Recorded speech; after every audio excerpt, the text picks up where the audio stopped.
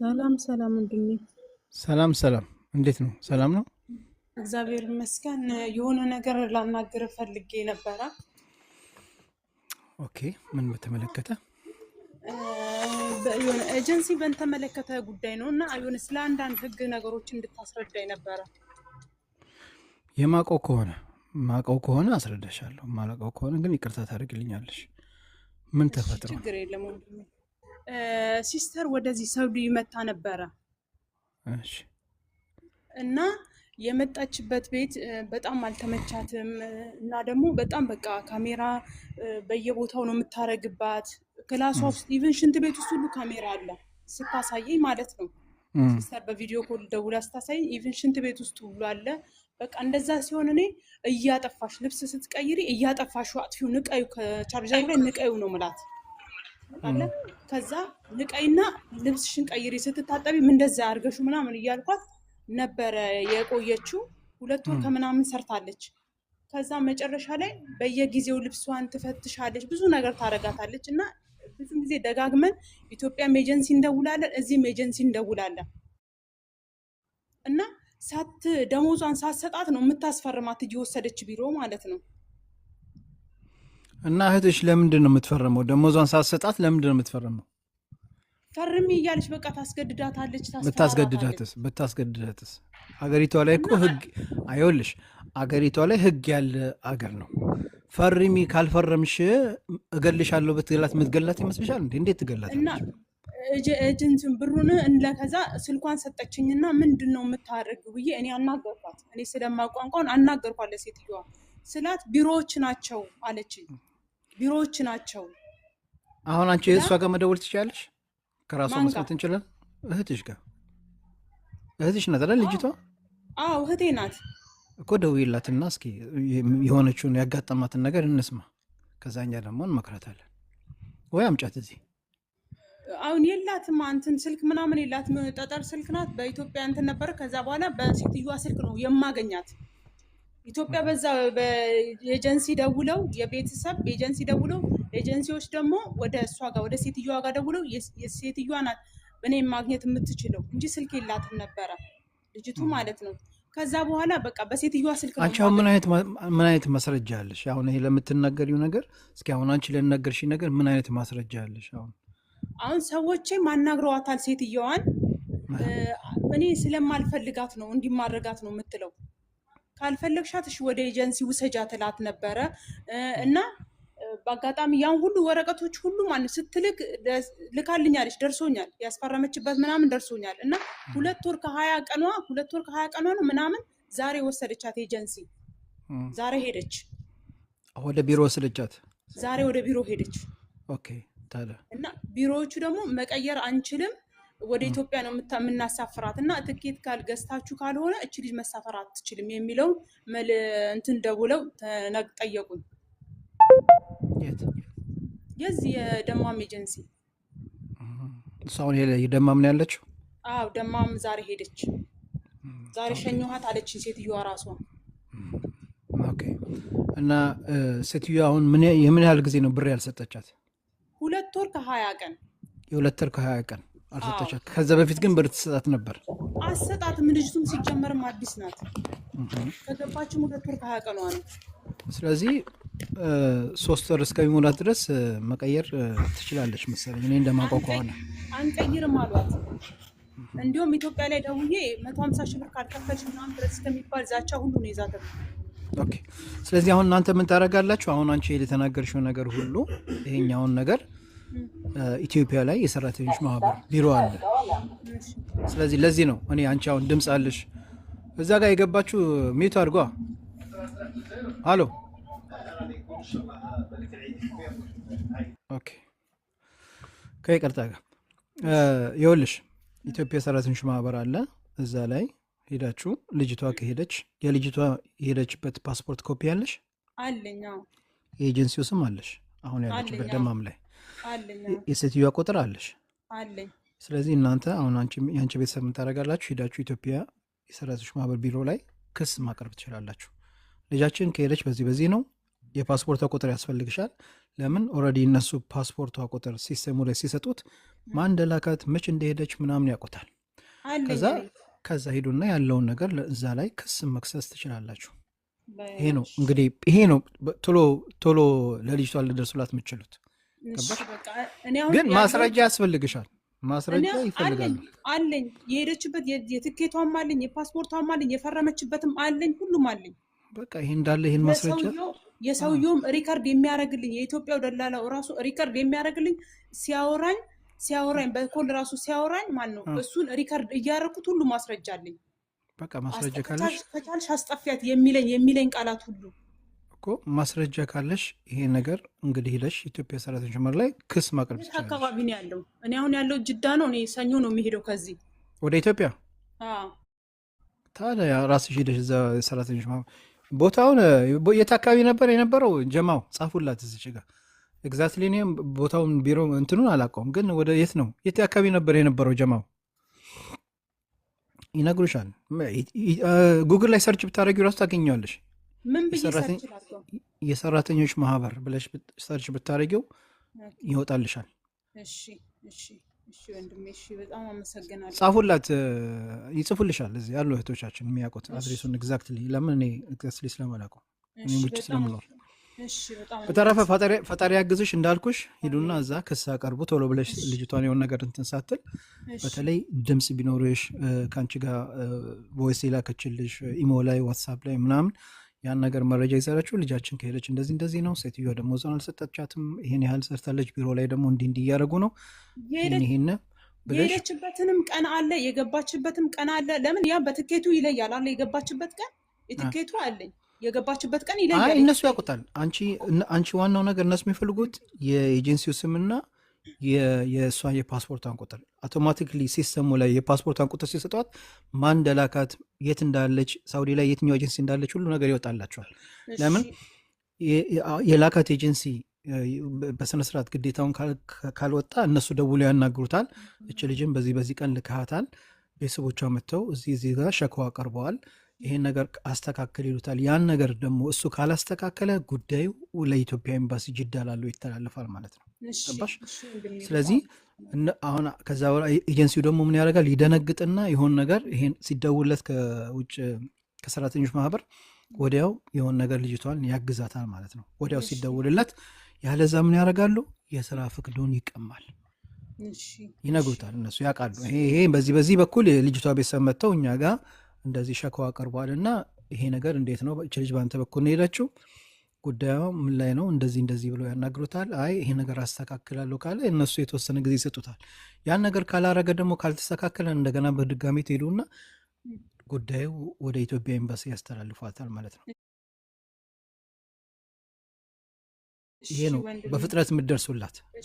እስካሁንም እንትን ያለው ያው ደካማ ቤተሰብ ነው እና ክፍለ ሀገር ስለነበሩ ማንም የሚደርስላት ስላልነበረ ነው እስካሁንም በቃ እንትን እያልኩኝ የነበረው። እሺ ኦኬ፣ ፈጣሪ ያግዝሽ። ችግር የለም። አመሰግናለሁ ወንድሜ። እሺ ዌልካም። እሺ ቻው። ኦኬ ሀያት ሰላም አሌይኩም።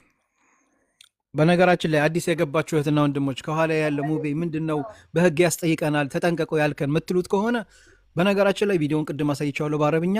ይሄ ነገር እንግዲህ አሁን ላይ ባለው ከጦርነቱ ጋር የተያያዘ ነገር ነው።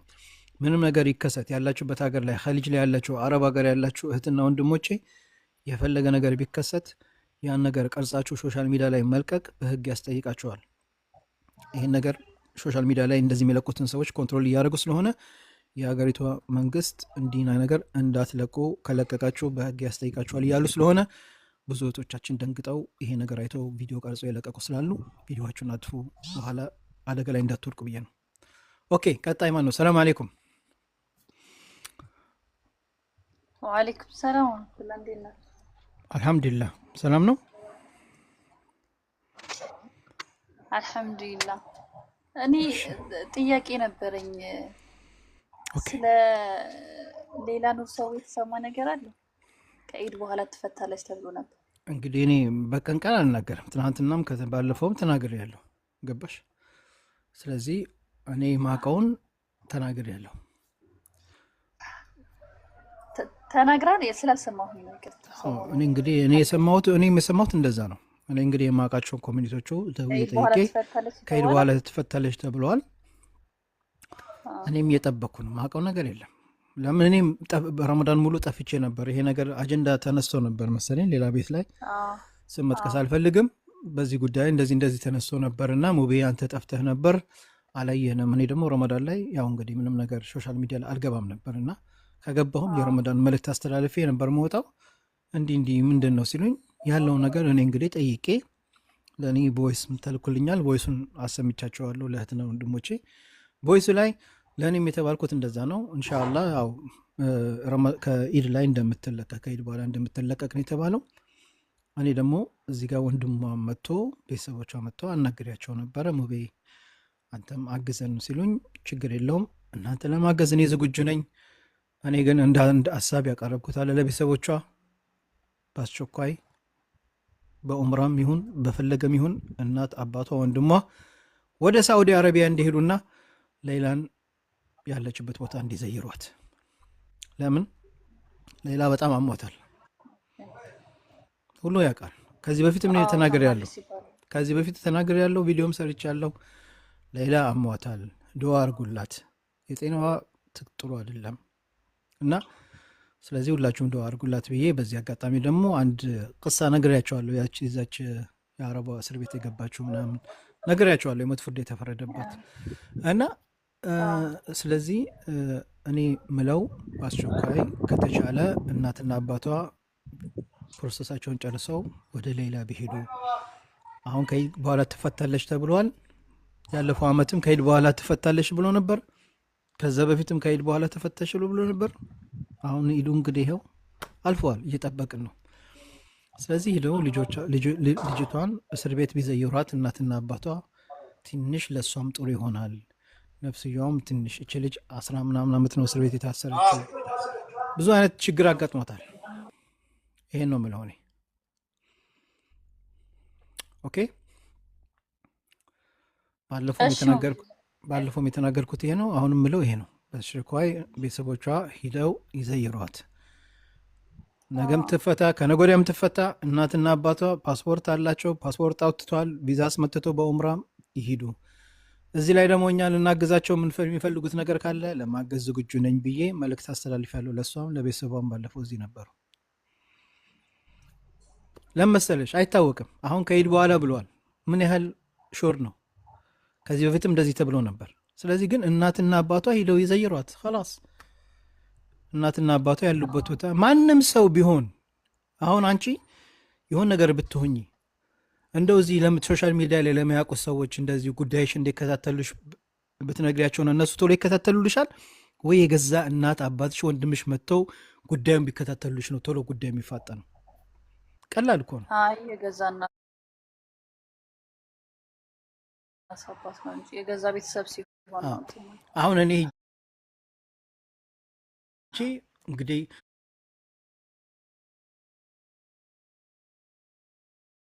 ሂጂ አሁን ሳውዲ ኤምባሲ ሪያድ ላይ ሂጂ እንግዲህ ሌላን ለምንድን ያልተፈታችሁ ምናምን ለምን አትፈቷትም ብል አንተ ምን አገባህ ነው የሚሉኝ አይደል እንዴ?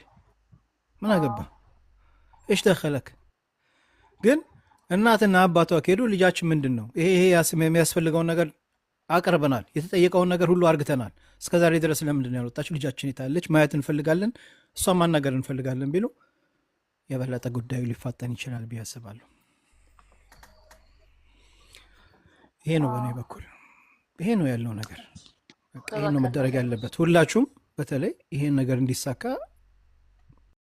ምንም ነገር የሌለን ነገር ያላወቅኩትን ነገር ያልሰማሁትን ነገር ሰምቻለሁ ብዬ አልናገርም። እኔ ጠይቄ ያለው የተሰጠኝ መልስ ከኢድ በኋላ ነው። ከዚህ በፊትም ከኢድ በኋላ ነው። አሁንም ከኢድ በኋላ ነው። በቃ ስለዚህ እናትና አባቷ ሂዱ ነው የምለው። ወደዛ እኔ ልክ ነኝ አይደለሁም? ጀማ ቤተሰብ ሙቤ ፋሚሊ ልክ ነህ። ዱዓ አድርጉላት። በጣም አሟታል። አላህ ሙሉ አፊያን ይመልስላት። አላህ ደግሞ የራሱ ጥበብ አለው። በነገራችን ላይ አላህ የራሱ ጥበብ አለው አይደል? ወአሳ አን ተክራሁ ሸይአን ወሁወ ኸይሩን ለኩም ወአሳ አን ትሑቡ ሸይአን ወሁወ ሸሩን ለኩም። አንዲትን ነገር ትጠላላችሁ፣ ያ ነገር ለእናንተ ጥሩ ሆኖ፣ አንድን ነገር ትወዳላችሁ፣ ያን ነገር ለእናንተ መጥፎ ሆኖ። ስለዚህ ለምን እንደሆነ አይታወቅም። አላህ ሁሉ የራሱ ጥበብ አለው። እኔ ከዚህ በፊትም ተናገር ያለው ባለፈው ነግሬያቸዋለሁ። እናቴ አላህ ይርሐማት 40 ዓመት ነው እንግዲህ ሳውዲ የኖረችው። ከስንት ዓመት በኋላ ቤት ተሰርቶ ትልቅ ቤት ሁሉ ነገር አልቆ ምን ብሎ ልትገባ 1 ወር ሲቀራት የነበረችበትን ሳውዲ ላይ ቤት ያን ለቃ ምን ብላ ሁሉ ነገር እቃዋን ልካ ወደ ሀገር ልትገባ ስትል እንግዲህ ወደ አኽራ ሄደች። 40 ዓመት ኑራ ማለት ነው አረብ ሀገር። አላህ የፈለገውም እንዴት ነው እዛው እንድትሞት ነው የፈለገው እንጂ ሀገሯ ላይ አልፈለግም። ያው እንግዲህ ያም ቤት እኛም ያለነው ውጭ ነው ልጆቿ፣ እሷም እንግዲህ ወደ አኽራ ሄዳለች። ቤቱም ያው እንግዲህ ለባዳ ተከራይቶ እየኖረበት ነው። ሀከዘ ዱንያ። የአላህ ደግሞ ሰበብና ጥበቡ አይታወቅም። ስለዚህ እኔ ምለው እናትና አባቷ ከቻሉ ሂደው ቢዘይሯት ጥሩ ነው ነው ምለው። በዛውም ኡምራ ያደርጋሉ፣ በዛውም ልጃቸውን ያሉ አይደል እንዴ? የጀማ ይሄ የኔ ሀሳብ ነው። ይቀጥታ አድርጉልኝ፣ ልሳሰትም እችላለሁ፣ ግን እኔ ይሄ ይሻላል ብዬ እንደ አንድ ወንድ የምትጠይቁኝ ይሄን ነው እኔ የማቀርበው። ጠባን ኦኬ። ሌላ ማናት? ወአለይኩም ሰላም ወረሕመቱላህ ወበረካቱ። እንዴት ናችሁ? አልሐምዱሊላህ ደህና ነኝ። እንዴት ነሽ አንቺ? አማን ነው? ስራ እንዴት ነው? ዛሬ ምን ነው ድምፅሽ ደክሞሽ ነው ወይ ተረጋጋሽ? ቡና ታዲያ የሰው ነቃ ያደርጋል እንጂ እንደዚህ እንቅልፍ ያሰኛል እንዴ? ተኛሽብን እኮ። እኔ እንደማቀሽ አይደለሽም። እኔ ቡና ስጠጣ ልቤ በጣም ደክሞ። ስለዚህ ቡና ላንቺ አይስማማሽም እና ቡና አትጠጪያ።